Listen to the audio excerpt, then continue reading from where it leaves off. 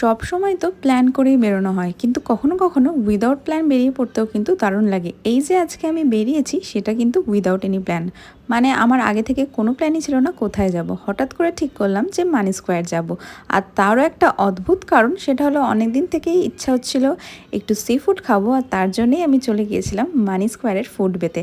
আর এখানে নিয়ে নিয়েছিলাম octopus, cheesy baked fish, then squid and fish and chips. আর প্রত্যেকটা খাবারই কিন্তু দুর্দান্ত টেস্টি ছিল। আমি ফুডবের প্রমোশন করছি না, বাট ট্রুলি ফুডবের খাবারগুলো জাস্ট অসাধারণ।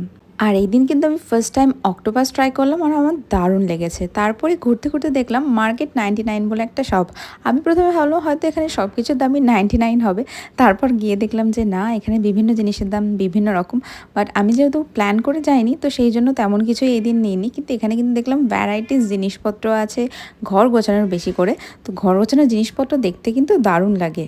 যাই হোক, আজকের ব্লগটা এখানেই শেষ করছি। কেমন লাগলো কমেন্টে কিন্তু অবশ্যই জানিও, আর চ্যানেলটা অবশ্যই সাবস্ক্রাইব করো।